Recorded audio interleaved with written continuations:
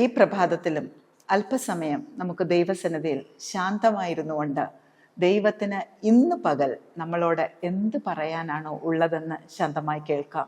കേൾക്കുന്ന വചന സത്യങ്ങൾ നമ്മുടെ ജീവിതത്തെ രൂപാന്തരപ്പെടുത്തട്ടെ. ഇന്ന് ധ്യാന വിഷയമായി തിരഞ്ഞെടുത്തിരിക്കുന്ന തലക്കെട്ട് ചുറ്റി നടത്തിക്കൊണ്ടുപോകുന്ന ദൈവിക പദ്ധതി. ചുറ്റി നടത്തിക്കൊണ്ടുപോകുന്ന ദൈവിക പദ്ധതി കേൾക്കുമ്പോൾ അല്പം നെഗറ്റീവാണെന്ന് നമുക്ക് തോന്നും. ഷോർട്ട് കട്ടുകളുടെ കാലത്തിലാണ് നാം ജീവിക്കുന്നത്. ഇൻസ്റ്റന്റ് യുഗത്തിലാണ് നാം ജീവിക്കുന്നത്. ഒരൊറ്റ ക്ലിക്കിലൂടെ ലക്ഷക്കണക്കിന് ആളുകളിലേക്ക് മെസ്സേജുകൾ എത്തിക്കുവാനും ഒരൊറ്റ ഫോൺ കോളിലൂടെ വീട്ടുമുറ്റത്ത് നാം ആഗ്രഹിക്കുന്ന ഏത് ഭക്ഷണവും എത്തിക്കുന്ന സംവിധാനവും ഒക്കെ ഉള്ള ഈ ലോകത്തില് ചുറ്റിക്കൊണ്ടുപോകുന്ന വഴി എന്ന് കേൾക്കുമ്പോൾ തന്നെ നമുക്ക് അല്പം പ്രയാസമായി തോന്നും. എന്നാൽ അടുത്ത വഴിയേക്കാൾ ചുറ്റിക്കൊണ്ടുപോകുന്ന വഴി ദൈവത്തിൻ്റെ വലിയ പദ്ധതിയാണ്. ആ ചുറ്റിക്കൊണ്ടുപോകുന്ന വഴിക്കകത്ത് നമ്മുടെ ഭാവി സുരക്ഷിതമായിരിക്കും. നാം എത്തേണ്ടടുത്ത് എത്തുമെന്നുള്ളതിന് യാതൊരു സംശയവുമില്ല. ഇതിനാധാരമായി തിരഞ്ഞെടുത്തിരിക്കുന്ന വേദഭാഗം പഴയ നിയമത്തിലെ പുറപ്പാട് പുസ്തകം 13-ാം അധ്യായത്തിലെ 17-18 വാക്യങ്ങളാണ്. പുറപ്പാട് 13-17-18.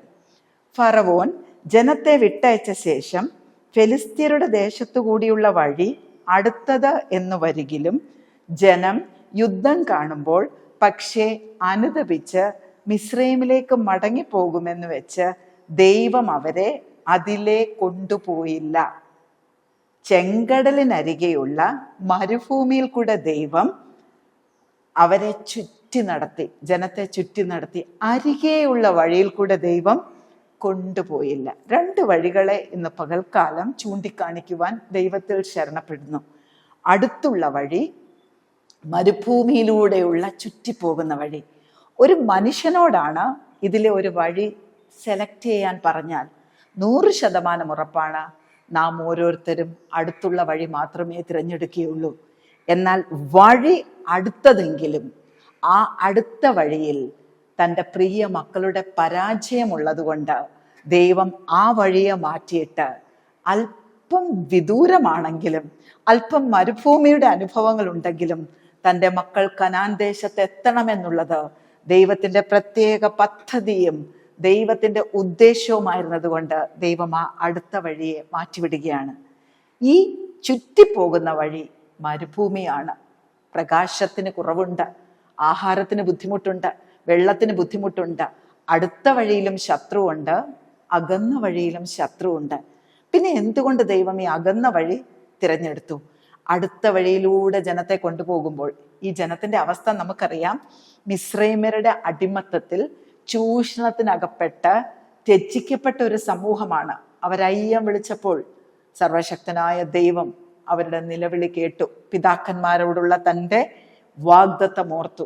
അവരുടെ കണ്ണുനീർ ദൈവം കണ്ടു. അവരെ വിട്ടയച്ചു. അവരെ കനാൻ ദേശത്തേക്ക് പുറപ്പെടുവിച്ചു കൊണ്ടുവരികയാണ്. എന്നാൽ ഈ അടുത്ത വഴിയിൽ കൂടെ അവരെ നടത്തുകയാണെങ്കിൽ, വഴി അടുത്തതെങ്കിലും വചനം എന്ത് പറയുന്നു? ജനം യുദ്ധം കാണുമ്പോൾ തിരിച്ചു പോകുവാനുള്ള സാധ്യത വളരെ കൂടുതലാണ്. മിസ്രൈമിൽ നിന്ന് അല്പം അങ്ങോട്ട് മാറിക്കഴിഞ്ഞിട്ട് ഫെലിസ്ത്യർ വന്നവരെ ആക്രമിക്കുകയാണെങ്കിൽ സ്വാഭാവികമായി ഒന്ന് തിരിഞ്ഞു നോക്കും. തിരിഞ്ഞു നോക്കുമ്പോൾ കാണുന്നത് എന്താണ്? വിട്ടേച്ച് വന്ന അടിമ സ്ഥലങ്ങളാണ്. അടിമത്തമാണെങ്കിലും കുഴപ്പമില്ല, ശത്രുവിൽ നിന്ന് രക്ഷപ്പെടുവാനായിട്ട് ഓടിപ്പോയേക്കാം. തിരിച്ചുപോയി വീണ്ടും ഫറവോന്റെ അടിമത്തത്തിന്റെ നുകത്തിന്റെ കീഴിൽ ഇരുന്ന് കളഞ്ഞേക്കും എന്ന് ദൈവം ഭയപ്പെട്ടു. ദൈവം സംശയിച്ചു. ദൈവത്തിന്റെ സംശയം കൃത്യം തന്നെയാണ്. അവരെ ആ വഴിയെ കൊണ്ടുപോയാൽ 100 വെട്ടവും അവർ തിരിഞ്ഞു ഓടിപ്പോകും. പക്ഷെ ദൈവത്തിന്റെ പദ്ധതിയിൽ സുന്ദരമായ ഒരു കനാൻ ദേശം ഒരുങ്ങിക്കഴിഞ്ഞു. പാലും തേനും ഒഴുകുന്ന ഒരു ദേശം ഒരുങ്ങിക്കഴിഞ്ഞു. അതുകൊണ്ട് ഈ മക്കളെ വല്ല വിധേനയും കനാനിൽ ചവിട്ടിപ്പിക്കണമെന്നുള്ളത് ദൈവത്തിന്റെ പ്രത്യേക ആലോചനയായിരുന്നത് കൊണ്ട് ദൈവം ചെറിയ വഴി, അടുത്ത വഴി അത് ഒഴിവാക്കിക്കൊണ്ട് ചുറ്റിപ്പോകുന്ന വഴിയിലൂടെയാണ് പോകുന്നത്. ഈ ചുറ്റിപ്പോകുന്ന വഴി നീണ്ട യാത്രയാണ്. നാം പലപ്പോഴും പ്രാർത്ഥിക്കുന്ന വിഷയങ്ങൾക്ക് പെട്ടെന്ന് ഉത്തരം കിട്ടണമെന്ന് ആഗ്രഹിക്കും. നമ്മുടെ അവസ്ഥകൾക്ക് പെട്ടെന്ന് മാറ്റം വരണമെന്ന് വിശ്വസിക്കും, ആഗ്രഹിക്കും. അതിനുവേണ്ടി നാം ദൈവത്തോട് ഏതൊക്കെ തരത്തിൽ കരയാമോ കരയുകയും അഭയാചന കഴിക്കുകയും ചെയ്യും. എന്നാൽ പലപ്പോഴും നാം ആഗ്രഹിക്കുന്ന സമയത്തിനുള്ളിൽ, നാം ആഗ്രഹിക്കുന്ന ടൈം ഷെഡ്യൂളിനുള്ളിൽ കാര്യങ്ങൾ നടക്കാതെ വരുമ്പോൾ നാം പിറുപിറുക്കും. പക്ഷെ പ്രിയപ്പെട്ടവരെ ഓർക്കുക, പെട്ടെന്ന് നമ്മളെ കൊണ്ടുപോയാൽ നാം എത്തേണ്ട നിത്യരാജ്യത്തിൽ എത്തുകയില്ല എന്ന് ദൈവത്തിന് വ്യക്തമായിട്ടറിയാം. ഈ ലോകം കൊണ്ട് അവസാനിക്കുന്ന ഒരു ബന്ധത്തിനായിട്ടല്ല അവൻ നമ്മെ വിളിച്ചിരിക്കുന്നത്, നിത്യതയോളം എത്തുന്ന ഒരു ബന്ധത്തിനായിട്ടാണ് നമ്മെ വിളിച്ചിരിക്കുന്നത്.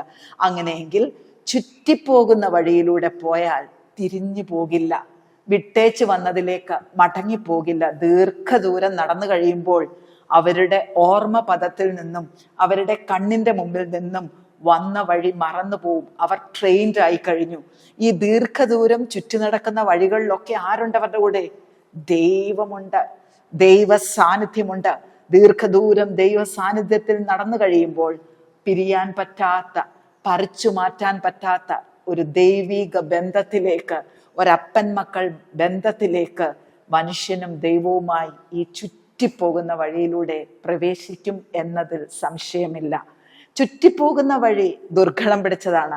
എന്നാൽ അവിടെ ദൈവത്തിന്റെ പരിപാലനം പകൽ മേഘസ്തംഭമായും രാത്രി അഗ്നിത്തൂണായും കൂടെ നടക്കുന്ന ദൈവം, ആകാശത്തിൽ നിന്ന് മന്നയും പാറ പിളർന്ന് വെള്ളവും തന്ന് ഒരു കുറവുമില്ലാതെ പോകും. പക്ഷേ ദീർഘദൂരം നടക്കേണ്ടതുണ്ട്. ഈ നടക്കുന്ന ഓരോ പദയാത്രയിലും, നടക്കുന്ന ഓരോ സ്റ്റെപ്പിലും 24 മണിക്കൂറും അപ്പൻ കൂടെയുണ്ട്. അപ്പന്റെ ആഗ്രഹം കനാനിൽ നാം എത്തിച്ചേരണം.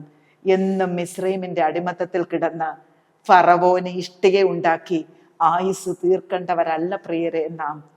കനാൻ ദേശത്തെത്തി പാലും തേനും ആസ്വദിക്കുവാൻ വിളിക്കപ്പെട്ട പിതാവിന്റെ മക്കളാണ് നാം. അങ്ങനെയെങ്കിൽ ഈ കാലഘട്ടത്തിൽ ജീവിക്കുന്ന പുതിയ നിയമ ക്രിസ്ത്യാനികളോട് വിളിച്ചു പറയുവാനുള്ള വചന സത്യം, നാം നിത്യതയിലെത്തേണ്ടതാണ്. നമ്മെ നിത്യതയിൽ എത്തിക്കുവാനാണ് കാൽവരി ക്രൂശിൽ അവൻ പരമയാഗമായി തീർന്നത്.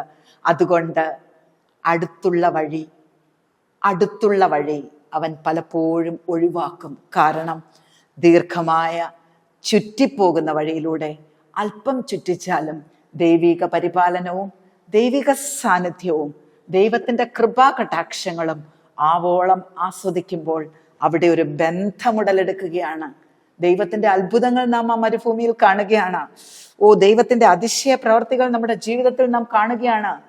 അടുത്തുള്ള വഴിയിൽ ഈ അത്ഭുതത്തിനും ഈ അതിശയത്തിനും ഈ പരിപാലനത്തിനും സാധ്യതയുമില്ല, സമയവുമില്ല. അങ്ങനെയെങ്കിൽ ആഗ്രഹിക്കുന്നത് പോലെ കാര്യങ്ങൾ നടക്കാതെ ചുറ്റി പോകുന്ന വഴിയിൽ പദം പറഞ്ഞിരിക്കുന്ന ആരെങ്കിലും ഇന്ന് പകൽ എന്നെ കേൾക്കുന്നുണ്ടെങ്കിൽ വിശ്വസിക്കുക, ഈ ചുറ്റിപ്പോകുന്ന വഴിയുടെ അവസാനം ഒരു നിത്യത ഉറപ്പാണ്. അടുത്തുള്ള വഴിയിൽ മടങ്ങിപ്പോക്കിന് സാധ്യതയുണ്ട്, അടുത്തുള്ള വഴിയിൽ തിരിച്ചുപോക്കിന് സാധ്യതയുണ്ട്. അതുകൊണ്ട് ദൈവം തെറ്റുപറ്റുന്നവനല്ല.